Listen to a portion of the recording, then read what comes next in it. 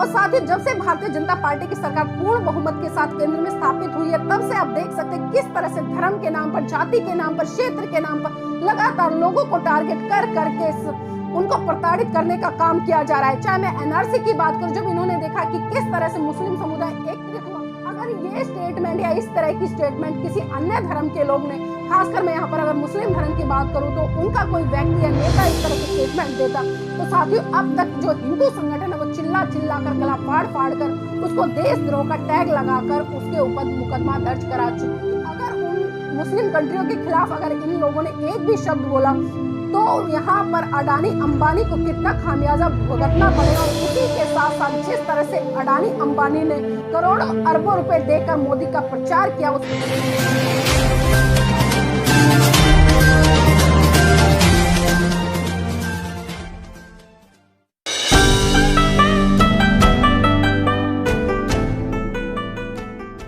नमस्कार, आप देख रहे हैं एनबी न्यूज 24/7 नीलम बोध के साथ। साथियों, आपने कई बार फिल्मों के माध्यम से सुना होगा, नाटकों के माध्यम से सुना होगा या किसी भी व्यक्ति को गुनगुनाते सुना होगा कि हिंदू बनेगा ना मुसलमान बनेगा, हिंदू बनेगा ना मुसलमान बनेगा, इंसान है इंसान की औलाद बनेगा। अक्सर ये गाने लिखे जाते हैं, फिल्मों में फरमाए जाते हैं, लेकिन क्या सही रूप से ऐसे गानों को धरातल पर चरितार्थ किया जाता है या ऐसे गानों को धरातल पर इम्प्लीमेंट किया जाता है? बहुत बड़ा सवाल है। और साथियों, अक्सर इसी के साथ साथ हम ये चीजें भी सुनते आए हैं किसी ना किसी कवि के माध्यम से कि क्या बनाने आए थे, क्या बनाने आए थे, क्या बना बैठे, कभी मंदिर बना बैठे तो कभी मस्जिद बना बैठे। अरे हमसे तो अच्छे वो परिंदे हैं जो कभी मंदिर पे जा बैठे तो कभी मस्जिद पर जा बैठे। जी हाँ साथियों, आप सोच रहे होंगे कि आखिर मैं इस तरह की कोटेशन आज क्यों दोहरा रही हूँ। साथियों, पिछले कई दिनों से एक ऐसा मुद्दा गरमाया हुआ है जिसने कि देश में अराजकतावादी माहौल को उत्पन्न कर दिया है, और इसी के साथ साथ में जो सांप्रदायिकता का माहौल पनप रहा है देश में, वो किसी से छुपा नहीं है। चाहे मैं रमजान के महीनों की बात करूं या मैं ज्ञानवापी मस्जिद की बात करूं या अभी जिस तरह से भारतीय जनता पार्टी की जो प्रवक्ता रही है निपुण शर्मा, चाहे मैं उसकी बात करूं। साथियों, अक्सर हम देखते हैं कि भारतीय जनता पार्टी के ज्यादातर जितने भी प्रवक्ता हैं वो समय समय पर इस तरह से डिबेट करते हैं कि उस माहौल को वो डिबेट ना बनाकर बल्कि सांप्रदायिकता की आग में झोंकने का काम करते हैं। जो ये गोदी मीडिया है साथियों, वो बेसिक मुद्दे पर, धरातल के मुद्दों पर जाकर बात नहीं करती बल्कि डिबेट कराती है धर्म के आधार पर, सांप्रदायिकता के आधार पर। अगर मैं धर्म की बात करूं तो धर्म को आज तक इन लोगों ने शायद समझा ही नहीं है। अगर धर्म की डेफिनेशन इन लोगों को समझाई जाए तो धर्म की डेफिनेशन ये सिर्फ लोग हिंदू, मुस्लिम, सिख, ईसाई, बौद्ध, जैन सिर्फ धर्म को सांप्रदायिकता के आधार पर टेबल पर रखकर उस पर डिबेट करते नजर आते हैं। और इसी कड़ी में साथियों, अभी जिस तरह से भारतीय जनता पार्टी की प्रवक्ता है जो निपुण शर्मा है, उसने एक विवादित बयान दिया है, और बयान कुछ इस तरह से जिसने कि मुस्लिम समुदायों की भावनाओं के साथ साथ इस पूरे भारत देश की भावनाओं को हद करके रख दिया है। साथियों, ये पहली बार नहीं हुआ जब भारतीय जनता पार्टी के प्रवक्ता इस तरह की स्टेटमेंट देते आए हैं, लेकिन किसी भी चैनल ने, किसी भी मीडिया ने, किसी भी पत्रकार ने निपुण शर्मा या जो सत्ता में बैठे हुए लोग हैं उनसे ये सवाल नहीं पूछा कि आखिर जिस तरह से आज निपुण शर्मा को लेकर विवाद मचा हुआ है, क्योंकि पूरे भारत देश में उसको अरेस्ट करने की मुहिम चली हुई है, हैशटैग लोगों ने चलाया है कि निपुण शर्मा को अरेस्ट किया जाए क्योंकि इसने देश में सांप्रदायिकता का माहौल उत्पन्न किया है। और साथ ही जिस तरह से निपुण शर्मा डिबेट में बैठकर एक विशेष वर्ग पर, एक धर्म को आधार बनाते हुए उसके धर्म गुरुओं पर जिस तरह से अभद्र टिप्पणी करती है साथियों, उसी का नतीजा होता है कि कानपुर में दंगे फसाद शुरू हो जाते हैं। और जब दंगे फसाद शुरू हो जाते हैं तो वहां पर उत्तर प्रदेश में जिस तरह से योगी आदित्यनाथ जी हैं जो कि लगातार धर्म के आधार पर पक्षपात करते नजर आते हैं और बहुत बड़े एक विशेष वर्ग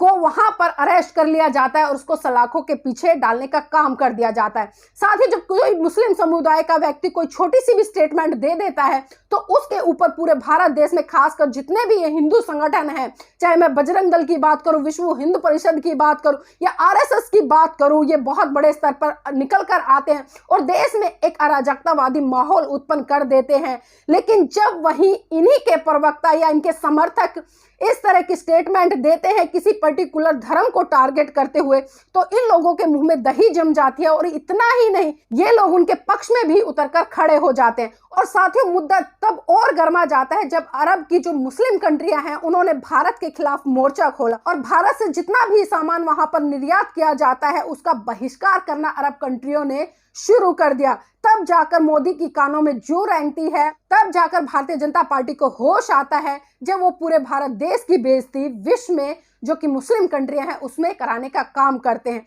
और इतना ही नहीं साथियों, ये उन कंट्रियों के खिलाफ एक भी शब्द नहीं बोलते जहां पर भारत का बहुत बड़ा व्यापार जो कि अडानी अंबानी का स्थापित है, क्योंकि इनको पता है कि अगर उन मुस्लिम कंट्रियों के खिलाफ अगर इन लोगों ने एक भी शब्द बोला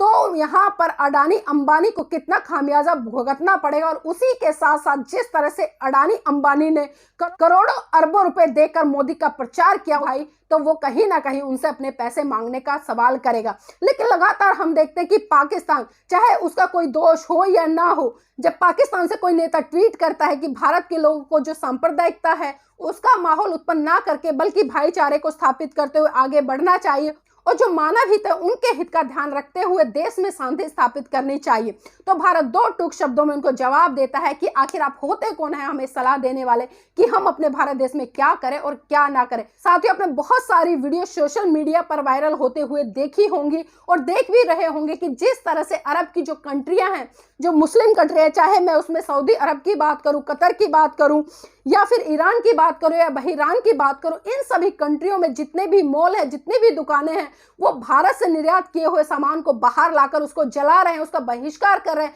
यहां तक कि उन्होंने सारे सामान को पॉलिथीन से कवर कर दिया है। तो इसी से आप समझ सकते हैं कि आज भारत के नाम को किस तरह से धूमिल करने का काम ये सरकार और भारतीय जनता पार्टी के प्रवक्ता कर रहे हैं। और जब बात यहां तक बढ़ती है तो भारतीय जनता पार्टी साथियों एक स्टेटमेंट जारी करती है कि कोई भी प्रवक्ता जिसको पार्टी नियुक्त करेगी वही जाकर डिबेट में बैठेगा और सबसे पहले जिस टॉपिक पर चर्चा होगी उस टॉपिक का अध्ययन बड़ी बारीकी से प्रवक्ताओं को कर जाना पड़ेगा। और यह भी हिदायत दी है कि प्रवक्ताओं को किसी भी धर्म पर टीका टिप्पणी नहीं करनी है, किसी भी तरह से भड़कना नहीं है, किसी भी तरह से असभ्य भाषा का इस्तेमाल करना नहीं है। लेकिन किसी भी मीडिया ने यह सवाल नहीं पूछा कि आप जिस निपुण शर्मा का समर्थन कर रहे थे अभी तक उस निपुण शर्मा पर देशद्रोही का मुकदमा दर्ज करके उसको भारत से बाहर भगाने का काम क्यों नहीं किया है। अगर ये स्टेटमेंट या इस तरह की स्टेटमेंट किसी अन्य धर्म के लोग ने, खासकर मैं यहाँ पर अगर मुस्लिम धर्म की बात करूं तो उनका कोई व्यक्ति या नेता इस तरह की स्टेटमेंट देता तो साथियों अब तक जो हिंदू संगठन है वो चिल्ला चिल्ला कर गला फाड़ फाड़ कर उसको देशद्रोह का टैग लगाकर उसके ऊपर मुकदमा दर्ज करा चुके होते और उसके लिए बड़े बड़े आंदोलन खड़े कर चुके होते। लेकिन जिस तरह से अगर मैं मुस्लिम समाज के लोगों की बात करूं तो जितने शांति प्रिय तरीके से वो भारत में रह रहे हैं, लगातार उनके साथ में अत्याचार शोषण हो रहे हैं, वो जो अपनी प्रतिक्रिया देते हैं चाहे तो वो पीसफुली तरीके से देते हैं या आंदोलन के तहत देते हैं, लेकिन जिस तरह से हिंदू संगठन लगातार चाहे तो पथराबाजी करते हैं, नमाज के महीनों में मस्जिदों के अंदर जाकर जय श्री राम के नारे लगाते हैं, भगवा झंडा फहराते हैं या भारत माता की जय कहते नजर आते हैं। अब इन संगठनों से ये पूछा जाए कि आखिर ये कौन सी भारत माता की जय लगा रहे हैं या कौन से जय श्री राम के नारे लगाए, जब आप संविधान के तहत अपनी आजादी को इतनी सुरक्षित रखते हैं कि आप किसी के भी नारे लगाकर कहीं पर भी कैसे भी अपनी धार्मिकता को आगे बढ़ाने का काम करते, तो दूसरे लोगों को भी ये अधिकार है कि वो भारत में रहकर शांतिपूर्ण तरीके से अपने धर्म को स्थापित करने के लिए काम कर सकते। और साथ ही जब से भारतीय जनता पार्टी की सरकार पूर्ण बहुमत के साथ केंद्र में स्थापित हुई है तब से आप देख सकते हैं किस तरह से धर्म के नाम पर, जाति के नाम पर, क्षेत्र के नाम पर लगातार लोगों को टारगेट कर करके उनको प्रताड़ित करने का काम किया जा रहा है। चाहे मैं एनआरसी की बात करूं, जब इन्होंने देखा कि किस तरह से मुस्लिम समुदाय एकत्रित हुआ, शाहीन बाग का आंदोलन आप सभी ने देखा होगा जो कि इंटरनेशनल लेवल पर काफी चर्चा में आया और विदेशों से भी आवाज उठने लगी। लेकिन जिस तरह से कोरोना का पीरियड आता है और उस आंदोलन को दबा दिया जाता है, और आपने 2 अप्रैल 2018 का भी साथियों SC/ST का जो आंदोलन रहा उसको भी देखा होगा, किस तरह से इन्होंने जो SC/ST एक्ट था उसके साथ में छेड़छाड़ की। और उसके बाद में जिस तरह से अभी आपने 2 साल पहले जो लगातार किसान आंदोलन सड़कों पर चला, तपतपाती सर्दी रही, गर्मी रही, बरसात रही, लेकिन किसान लोग लगातार डटे रहे और लास्ट में आकर चुनाव से पहले, क्योंकि उत्तर प्रदेश में 2022 के विधानसभा के चुनाव थे और मोदी जी आते हैं, वो कहते हैं कि भाई मुझसे गलती हो गई, मैं तीनों कृषि कानून वापस लेता हूं और आप लोग रोडों को खाली कर दीजिए। लेकिन यहाँ पर यह भी समझना पड़ेगा कि सरकार में बैठे हुए लोग किस मानसिकता के हैं, किस मानसिकता से काम करते हैं और किस तरह से विशेष वर्ग समूह को टारगेट बनाकर लगातार उन पर अत्याचार शोषण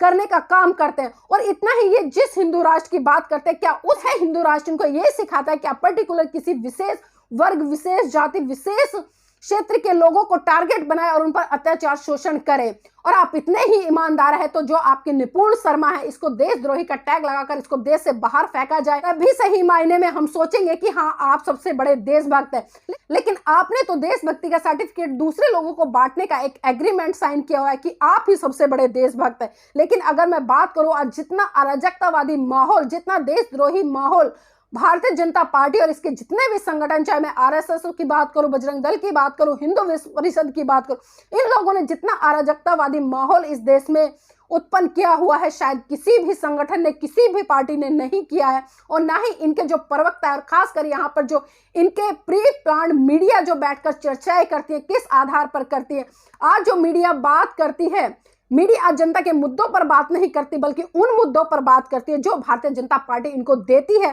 पहले से ही सारी चीजें प्लान होती है। आज हम देख रहे हैं कि जिस तरह से लोकतंत्र में जो मीडिया की भूमिका होती है, जो जिसको कि चौथा स्तंभ कहा जाता है, उस सब का गला घोटकर किस तरह से उसकी खरीद फरोख्त करके लगातार मोदी मोदी मोदी मोदी का राग लापने का काम करवाया जा रहा है। तो साथियों, इसी से समझ सकते हैं कि आज देश में क्या हो रहा है। और आपको सोचना पड़ेगा, क्योंकि जब तक आप 85% जो समाज कहा जाता है, जो कि SC ST OBC माइनॉरिटी है, वो जब तक इकट्ठा नहीं होगा, जब तक इन लोगों के खिलाफ आंदोलन नहीं खड़ा करेगा, तब तक साथियों आप सफल नहीं होंगे। वरना टुकड़े टुकड़े गैंग करके आपको अपमानित करते रहेंगे, टुकड़े टुकड़े गैंग करके आपके ऊपर गंभीर धाराएं लगाकर आपको सलाखों के पीछे डालने का काम करते रहेंगे। और लगातार कभी हिंदू, कभी मुसलमान, कभी दलित, कभी कुछ, कभी कुछ, कभी कुछ, इस तरह से लगातार दंगे फसाद कराते रहेंगे और लगातार आपके ऊपर अत्याचार, शोषण करते रहेंगे। तो जरूरत है आज इस देश में बहुत बड़े तबके को निकल कर आने की और संगठित होने की। क्योंकि साथियों, अगर आजादी के बाद की बात करूं तो पहली बार ऐसा हुआ जब पूरे विश्व में भारत की थू थू हो रही है।